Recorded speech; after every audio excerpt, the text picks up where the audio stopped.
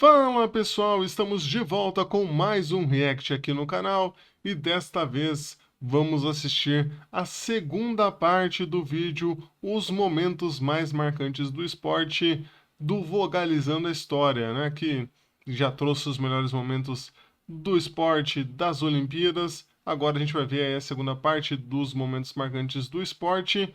Mas antes da gente ver aqui que eventos novos que a gente vai ter na segunda parte, queria pedir para vocês se inscreverem aqui no canal, para vocês compartilharem se vocês gostaram e para vocês comentarem também aí o que vocês acharam, beleza, pessoal?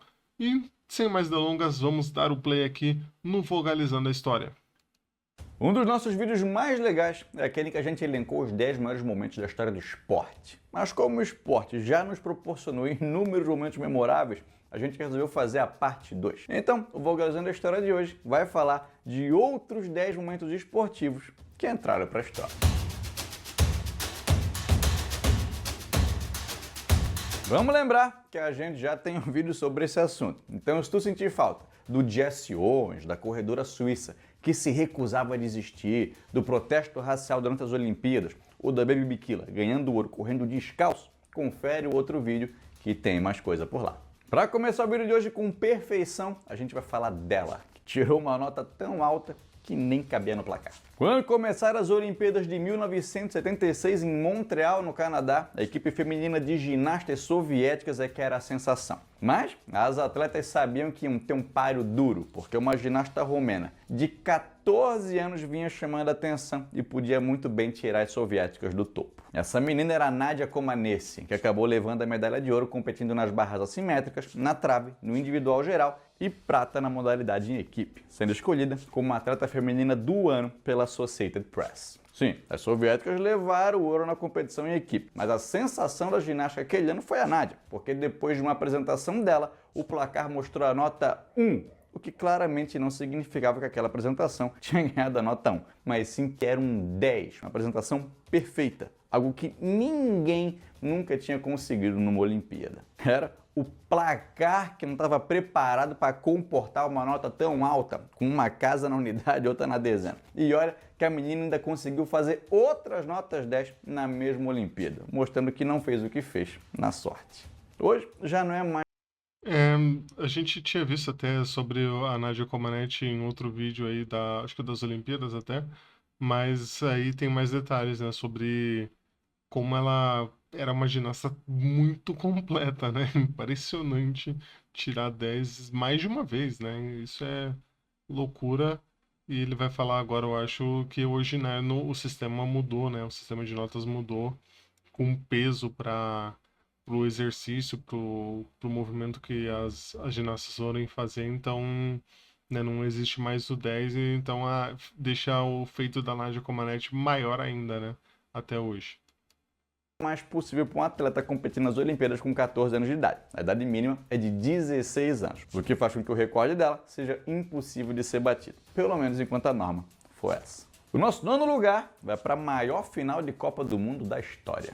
Não teve final de Copa do Mundo mais impressionante do que essa. A gente pode falar da final da Copa de 1970, do jogo disputado em 86, da controvérsia de 66, mas uma final de Copa com 6 gols, com direito à prorrogação, pênalti e a consagração de um dos maiores jogadores de todos os tempos, aí só a final de 2022 que teve. De um lado estava a atual campeã, a França, do Kylian Mbappé, um gurizão de 23 anos que já tinha sido campeão em 2018. Foi parte importante daquela seleção campeã e era parte ainda mais importante dessa seleção que buscava o segundo título consecutivo. Mas, do outro lado, estava o seu então parceiro de clube, Lionel Messi, um dos maiores jogadores de futebol de todos os tempos, várias vezes escolhido como o melhor jogador do mundo e uma máquina de títulos, mas não com a seleção argentina. Essa era a quinta Copa do Messi e quando o cara jogava pela seleção, era decepção atrás de decepção, amargando um doloroso segundo lugar na Copa de 2014.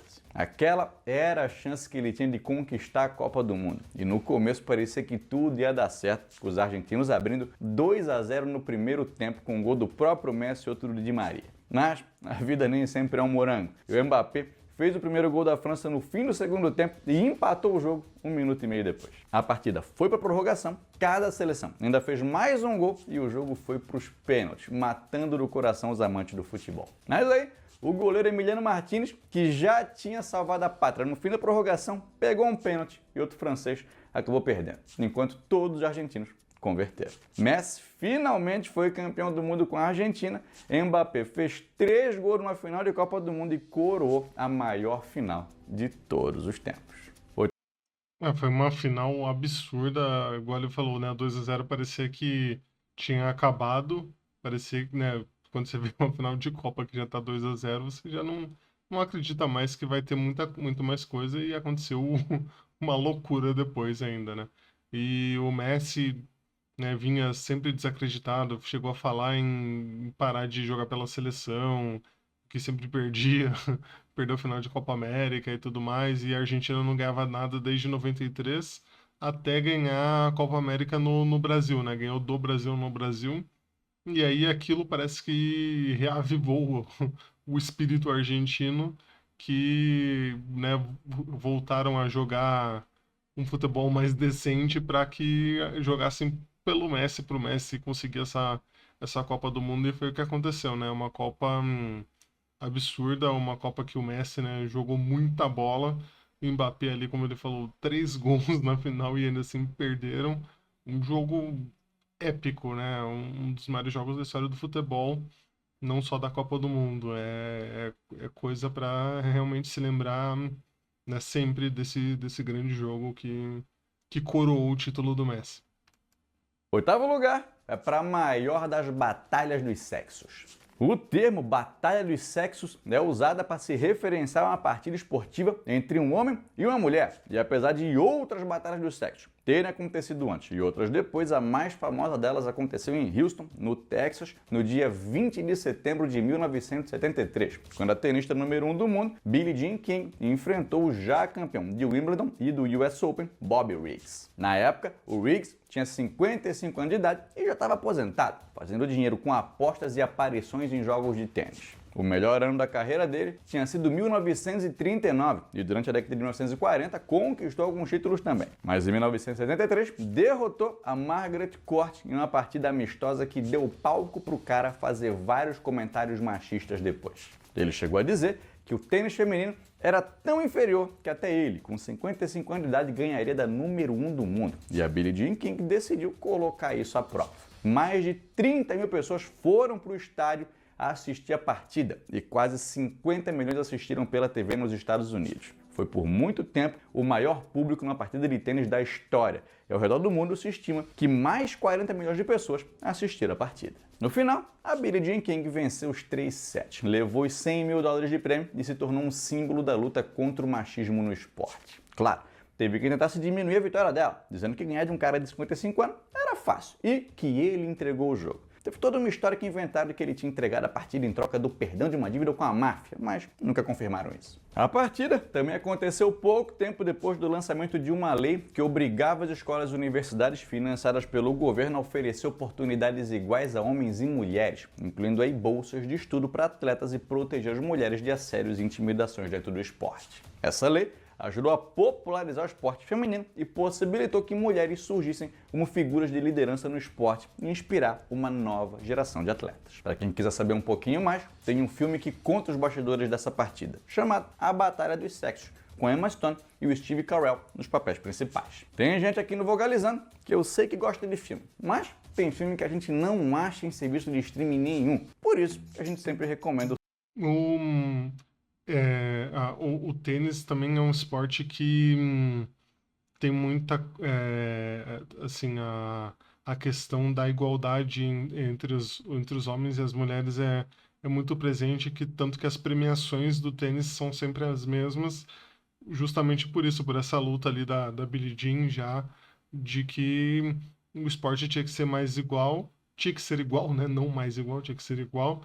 Então, desde esses tempos já de que os dois tinham que ser iguais, tinha que ter premiação igual, tinha que ter valorização igual para que pudessem crescer, né? Então, até hoje a gente vê isso, vê como né, o tênis feminino tem um destaque muito grande por causa disso também, né? Porque realmente conseguiram ter essa valorização diferente de outros esportes que às vezes, né, ainda acontece do masculino tem um momento muito maior do que o feminino, e no caso do tênis, você sabe citar tenistas mulheres como você sabe citar tenistas homens, porque tem essa exposição muito parecida, né?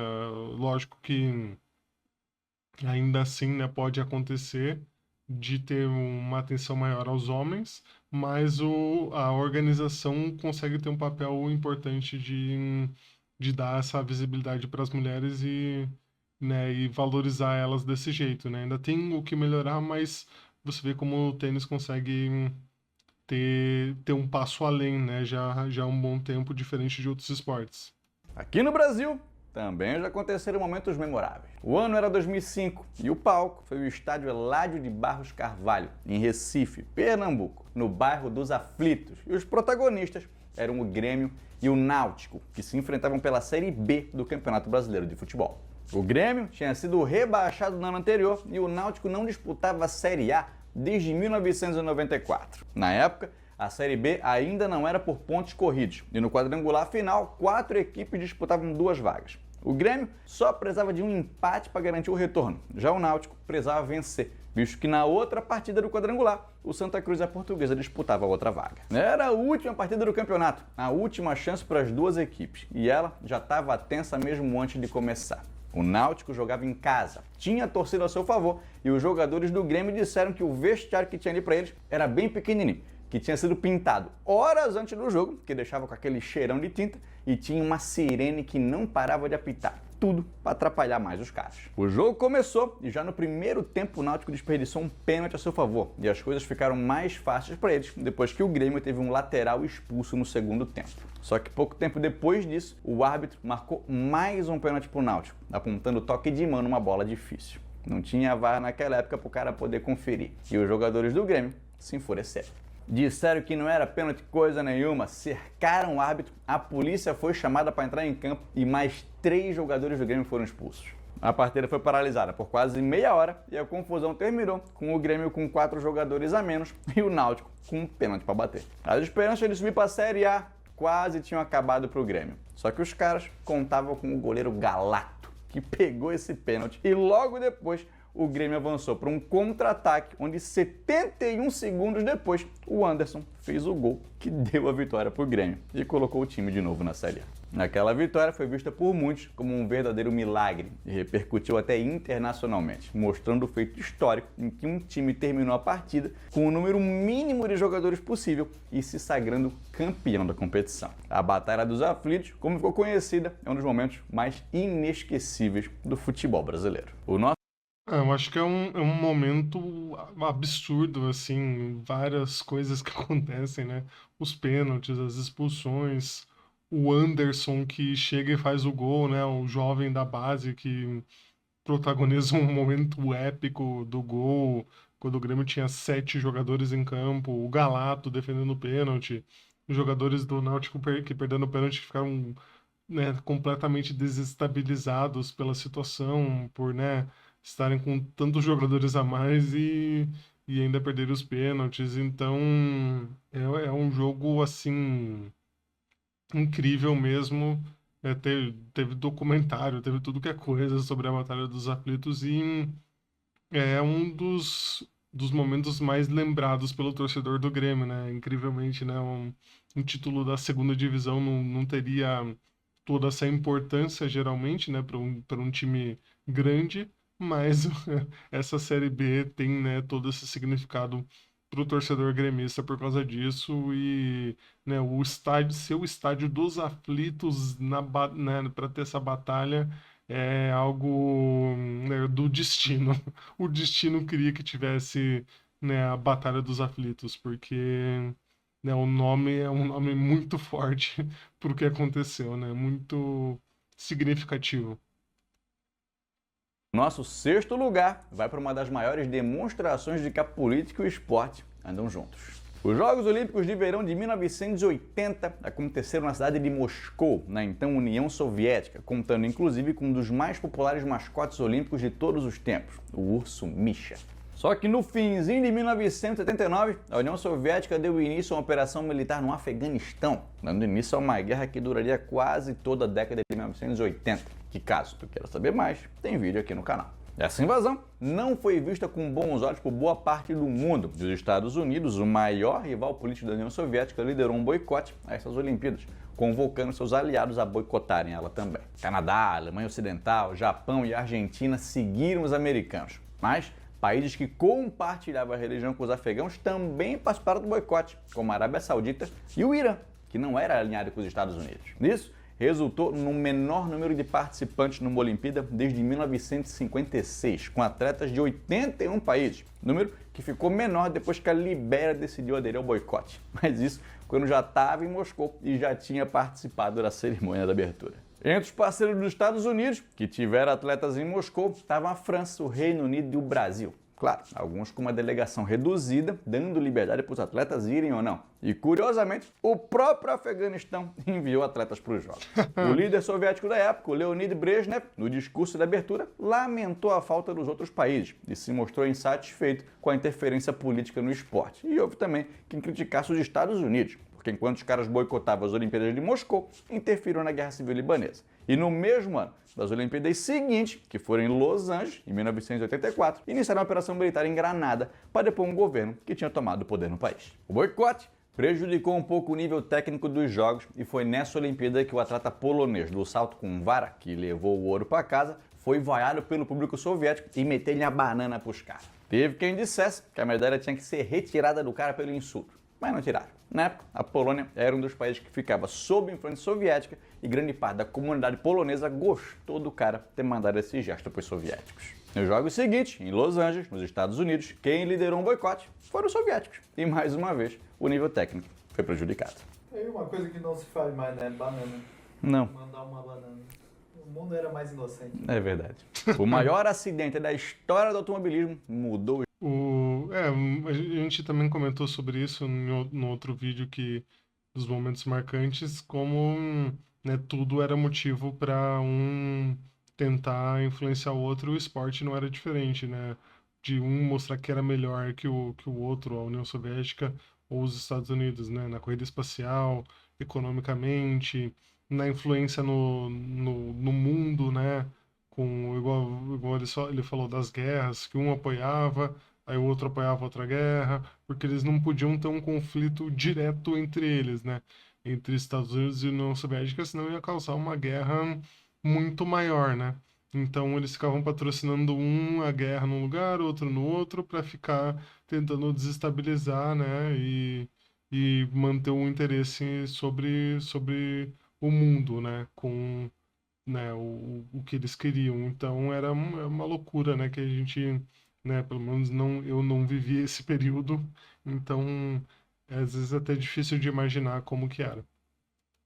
O esporte para sempre.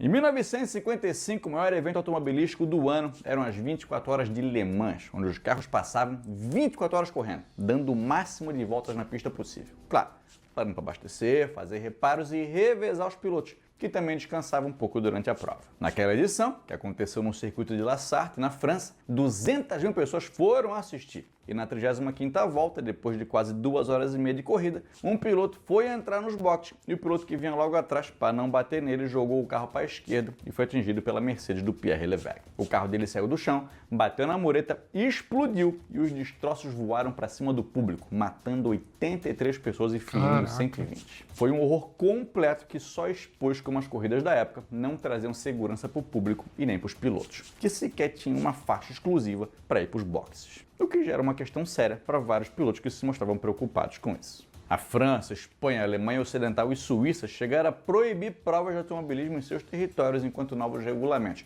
que reforçar a segurança dos envolvidos, não fossem colocados em prática. E a Mercedes até se retirou do automobilismo naquele ano, só retornando em 1989.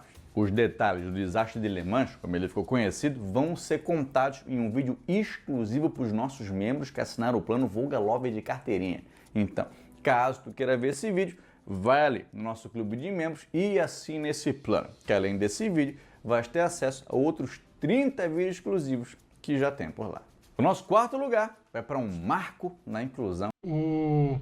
né, o automobilismo, né, sei lá, até chegar nos anos 80 ali, tinha muita insegurança, né? Na Fórmula 1 mesmo, nos anos 70 ali, ainda morria muita gente, assim, né, em acidentes porque não tinha segurança para o piloto no carro, não tinha segurança para o público, as pistas não tinham, né, uma área de escape direito, os carros, né, batiam, já entravam em combustão, coisa que os carros de hoje conseguem evitar, né? Tem uma proteção ao piloto, tem uma tecnologia para que, né, não entre em combustão tão fácil e tudo mais. Então, nossa, a corrida de Le Mans, então, que tem muitos carros participando, né?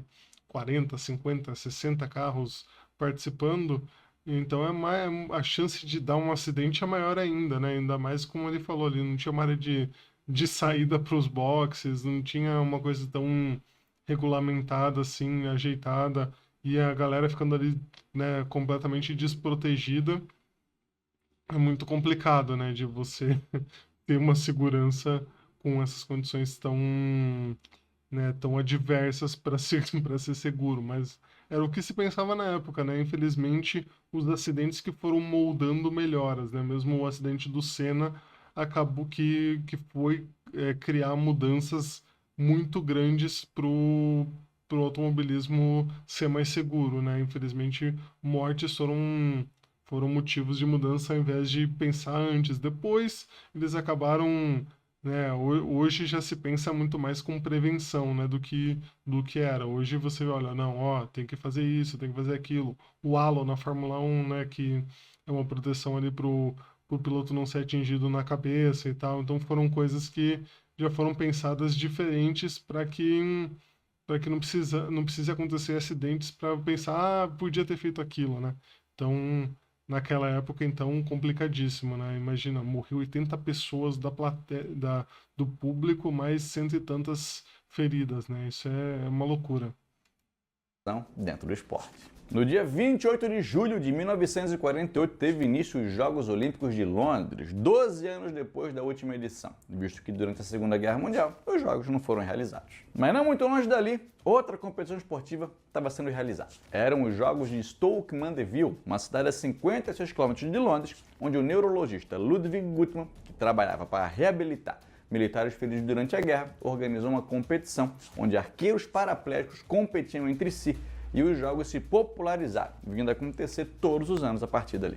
Em 1952, atletas dos Países Baixos foram para a cidade para competir também, e a competição passou a ser conhecida como os Jogos Internacionais de Stoke Mandeville, o que trouxe ainda mais atenção para essa competição. Até que em 1960, em Roma, cidade que também sediou os Jogos Olímpicos, 400 atletas cadeirantes de 23 países marcaram presença no que hoje é conhecido como os primeiros Jogos Paralímpicos, competição que abrangeu vários esportes, como natação, esgrima, tênis de mesa, basquete e atletismo.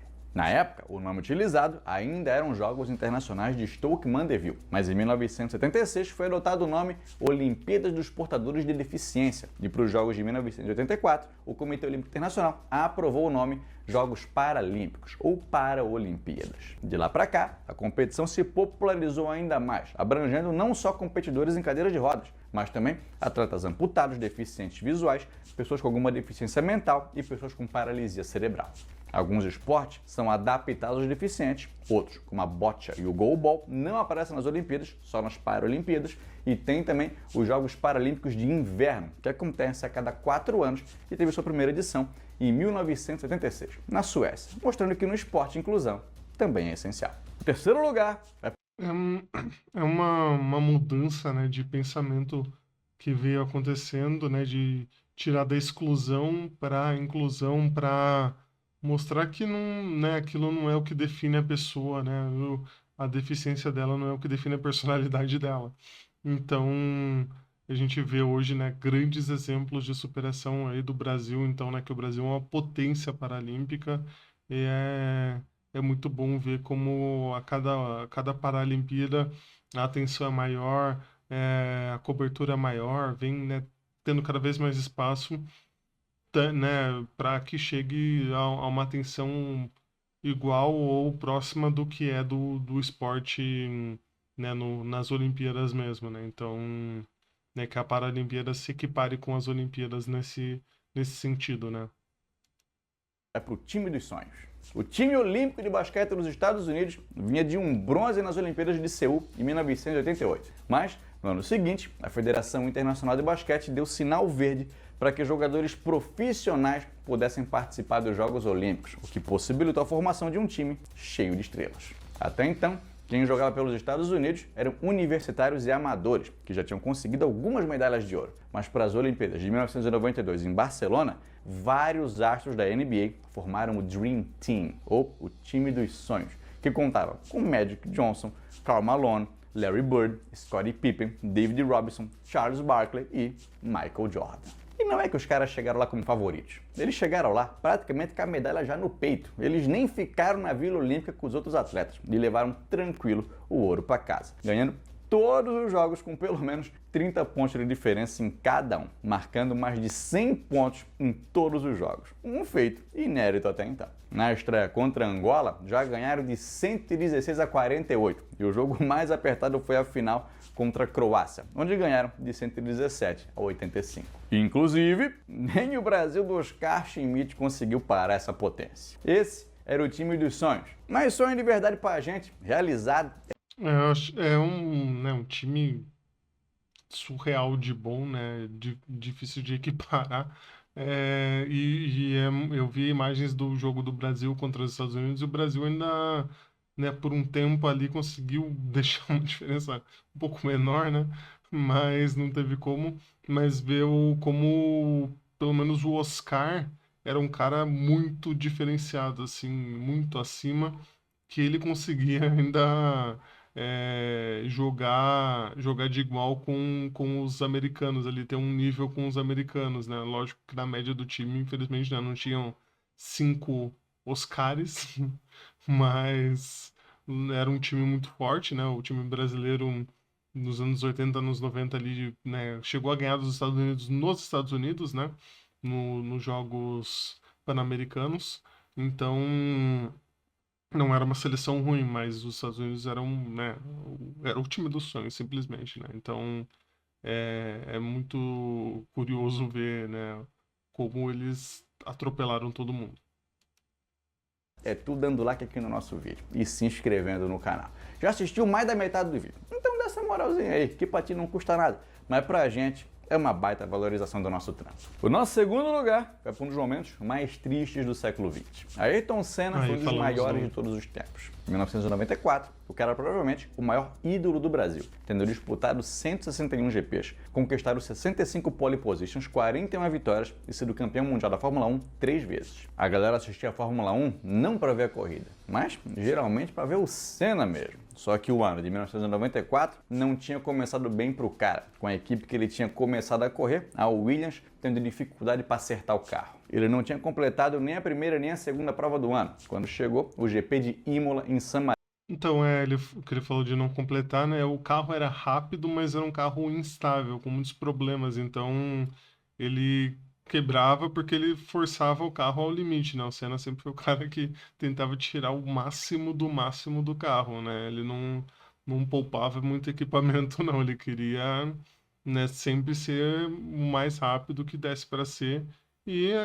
Por mais que você esteja, né, num carro que vai atingir grandes velocidades, mas o piloto tem que dosar, né, geralmente o equipamento para chegar até o final. E o Senna não gostava muito de fazer essa dosagem, ainda mais quando ele estava em desvantagem, né? Porque tinha o carro da Benetton, que o Schumacher correu, que era um carro que sobrava um pouco mais ali, tinha um pouco mais de vantagem.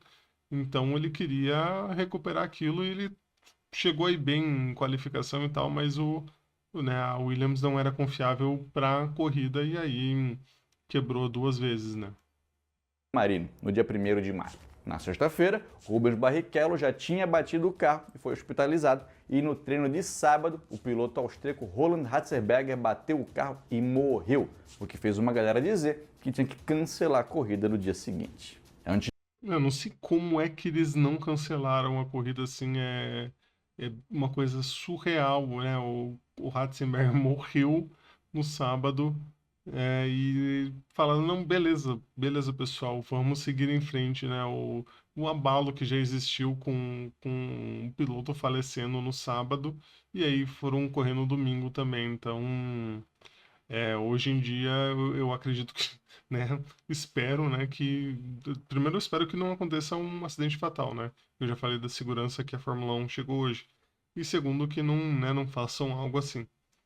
Antes disso, a última morte tinha acontecido em 1986, então isso chocou muito os pilotos, mas a corrida foi mantida e todas as imagens que se tem do Senna naquele dia são dele sério, sem esboçar nenhum sorriso. Já na largada, um acidente aconteceu, mas não foi nada comparado ao que aconteceria na curva Tamburello depois. O Senna não conseguiu fazer a curva e bateu.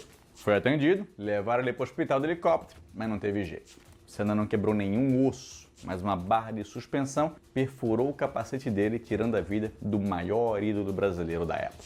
Dentro do carro, encontraram a bandeira da Áustria, porque caso ele ganhasse a prova, ia homenagear o seu colega Ratzenberger. Foi decretado luto oficial de 3 dias. O próprio presidente Itamar Franco fez os trâmites com a Itália para trazer o corpo do Senna para o Brasil e ele ganhou um enterro de Estado. Segundo Galvão Bueno, ele passou da condição de ídolo esportivo e virou um herói nacional, sendo tão grande e tão à frente do seu tempo que realmente pertencia a uma outra dimensão.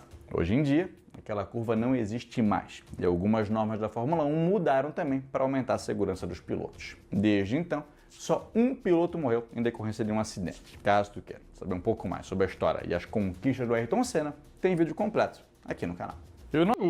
Foi o Jules Bianchi, né, esse piloto que faleceu num acidente que foi um erro da organização ali, porque eles estavam com, não é um trator, não sei qual que é o nome da máquina que estava retirando um carro da pista que tinha, né, batido, e aí, né, ele tava, esse trator tava ali no caminho, né, perto da pista, retirando, e aí o Bianchi escapou e bateu, né, com o carro dele no trator, e aí, por consequência, né, da batida um tempo depois, ele acabou falecendo, né, por um erro, assim, grosseiro do pessoal ali que foi retirar o carro e deixou, né, completamente exposto ali, né, num dia que estava chovendo e tudo, e aí o carro escapou e bateu. Então, esse foi o único acidente que aconteceu que foi fatal depois, né, da morte do Senna. Nosso primeiro lugar de hoje vai para o nascimento de uma lenda.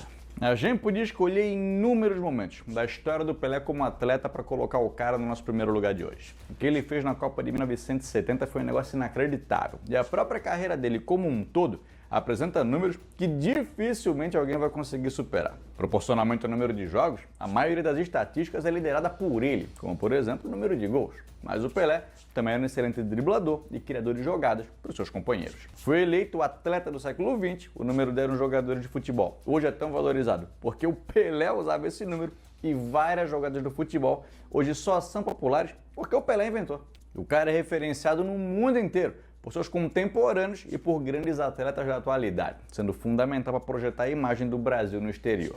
Mas, como a gente tem que escolher um momento para ilustrar o nosso primeiro lugar, o momento escolhido é o do nascimento dessa lenda. Veja bem, a gente não está falando do momento em que o Edson Arantes do Nascimento nasceu, mas sim de quando o mundo viu o fenômeno que ele de fato era, que foi a atuação do cara na final da Copa de 1958 contra a Suécia. Provavelmente, o gol mais famoso da história é o gol que o Pelé fez nessa final, matando a bola no peito, dando um chapéu no aniversário e sem deixar a bola cair fazendo o gol. E detalhe, ele tinha só 17 anos, o que fez dele o atleta mais jovem a jogar uma Copa do Mundo até aquele momento. Ele também se tornou o mais jovem a marcar um gol e ainda seria o artilheiro da seleção naquela Copa, que foi o primeiro título que a seleção brasileira conquistou, que já estava bem aguardado. Ele ainda viria a conquistar a Copa do Mundo outras 2 vezes, feito que até hoje ninguém repetiu. E embora se exagere também em algumas coisas a respeito dele, tipo aquela história dele ter parado uma guerra, os feitos do Pelé dificilmente vão ser esquecidos. O Pelé morreu no dia 29 de dezembro de 2022, mas é bem improvável que alguém consiga tirar o cara do trono do maior jogador de futebol de todos os tempos. Eu acho que, né, Pelé tem, né, uma trajetória como jogador absurda e esse gol dele, né, com 17 anos, ele falou depois, né, que ele tinha prometido em 1950, né, para o pai dele que ele ia ganhar a Copa do Mundo, porque a Copa perdida pelo Brasil ali, né, contra o Uruguai, no último jogo para o Uruguai, abalou muito, né, o Brasil, foi, né, algo traumatizante para os brasileiros da época, e ele falou pro pai dele, né, que ele ia ganhar uma Copa e prometeu uma e ganhou três, né? Então, acho que tá bem pago essa promessa. Mas realmente ali já, eu não lembro se foi nessa Copa ou quando que foi que ele já foi apelidado de rei do futebol, assim, foi muito cedo já que agora também posso estar cometendo a gafe de falar que foi o Nelson Rodrigues, mas foi se não foi ele, foi algum jornalista da época ali que falou que era o rei do futebol e acertou, né? Acertou que era Pelé o rei do futebol, então realmente é, foi, né, meio armado nesse momento, mas justo para homenagear o Pelé como o cara que ele foi, né? Então é isso, né? Agradecer aí a vocês por mais um vídeo que a gente acompanhou aqui, né? Pedir para vocês curtirem se vocês gostaram, para vocês compartilharem também, para vocês se inscreverem, né? Se vocês também quiserem, por favor, aí para o canal crescer cada vez mais e mais aqui com mais reacts. Surgiram aí conteúdos aí para a gente reagir nos próximos vídeos. É isso, um forte abraço e até a próxima.